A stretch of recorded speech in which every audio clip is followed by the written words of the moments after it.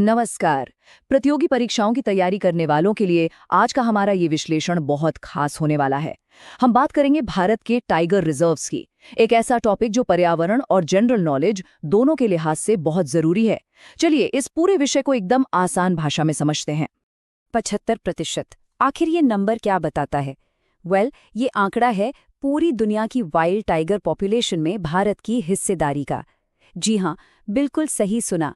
दुनिया के 3/4 बाघ अकेले हमारे देश भारत में रहते हैं।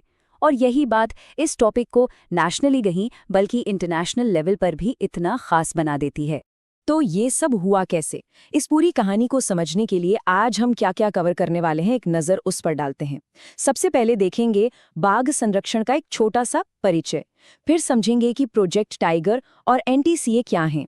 इसके बाद भारत के जो मुख्य टाइगर रिजर्व हैं उनकी बात करेंगे, फिर देखेंगे कि इन सब कोशिशों के नतीजे क्या रहे और आखिर में आगे की चुनौतियों और रास्ते पर भी चर्चा करेंगे।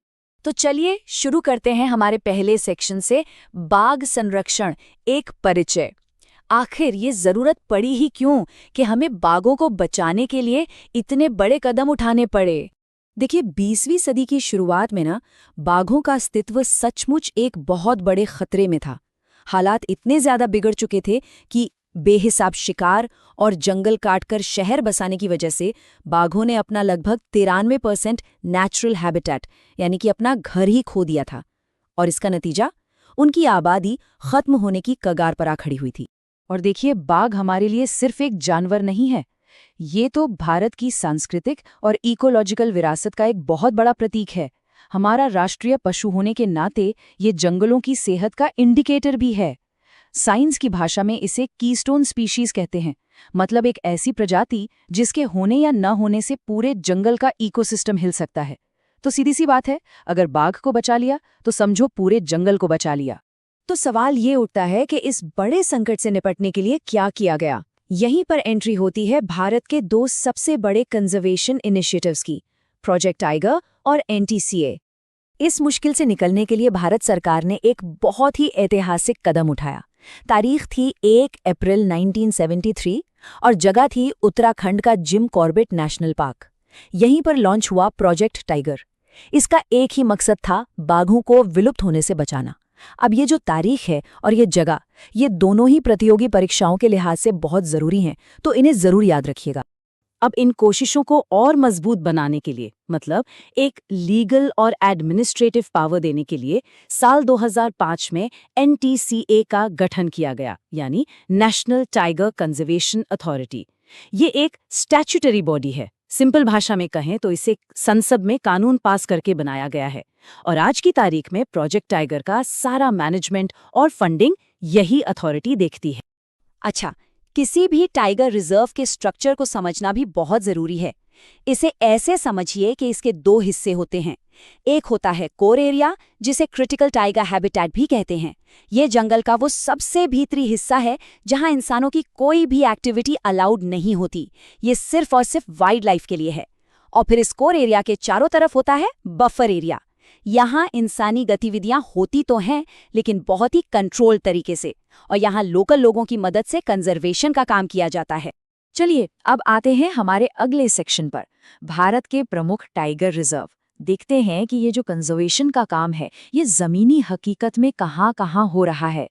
तो सबसे पहला और सबसे जरूरी सवाल, भारत में कुल कितने टाइगर रिजर्व्स हैं? देखिए, लेटेस्ट आंकड़ों के हिसाब से आज की तारीख में ये संख्या है 58।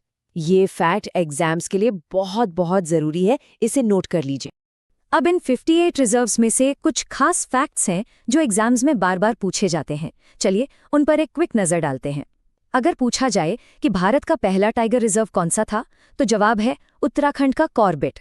एरिया के हिसाब से सबसे बड़ा वो है आंध्र प्रदेश का नागार्जुन सागर श्रीशैलम, और सबसे छोटा महाराष्ट्र का बोर टाइगर रिजर्व। और हाँ, सबसे ज्यादा बाघों की आबादी कहाँ है, वो भी कॉर्बेट में ही है। ये जंगल सिर्फ जानवरों के घर नहीं है, बल्कि हमारी कहानियों में भी बसे हुए हैं। एक बहुत ही मजेदार फैक्ट बताता हूँ। हम सब ने द जंगल बुक तो देखी या पढ़ी ही होगी। क्या आपको पता है कि उसकी प्रेरणा मध्य प्रदेश के पेंच टाइगर रिजर्व से मिली थी? जी हाँ, ये वही जंगल है। ये बात याद रखने से पेंच टाइगर रिजर्व का नाम भी आसानी से याद रह जाता है।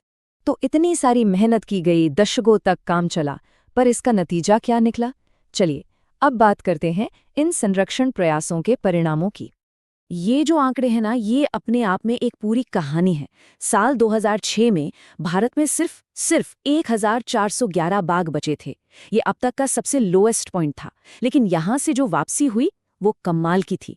देखिए, 2010 में संख्या बढ़कर हुई 1706, 2014 में ये 2226 हो गई, 2018 में 2967 और 2022 की जो सबसे लेटेस्ट रिपोर्ट है उसके हिसाब से ये आंकड़ा 3682 तक पहुंच गया है। मतलब 16 सालों में दोगुनी से भी ज्यादा की ग्रोथ। ये वाकई में शानदार।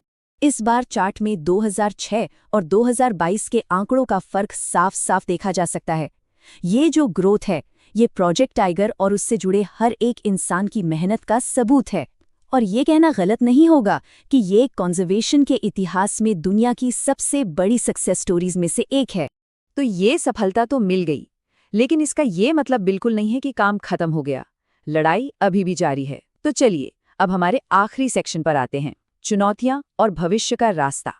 आज भी बाघों के सामने कई बड़े खतरे हैं, जैसे कि अवैध शिकार और वाइल्ड लाइफ की तस्करी, जंगलों का लगातार सिकुड़ना, इंसानों और जानवरों के बीच बढ़ता टकराव, फिर क्लाइमेट चेंज का असर तो है ही, और साथ ही जंगल की आग जैसी नेचुरल आपदाएं।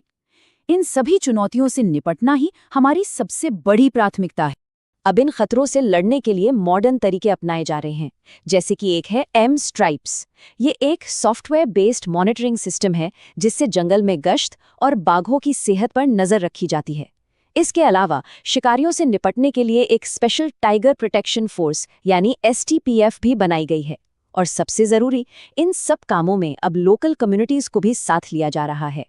तो आखिर में हम इसी सवाल पर आकर रुकते हैं कि भारत ने अपने बाघों को बचा तो लिया, जो अपने आप में एक मिसाल है, लेकिन क्या हम उनके भविष्य को भी सुरक्षित रख पाएंगे? खैर, इसका जवाब किसी एक के पास नहीं है। ये हमारी लगातार कोशिशों, हमारी सतर्कता और हम सब की मिलीजुली जिम्मेदारी पर ही निर्भर करेगा।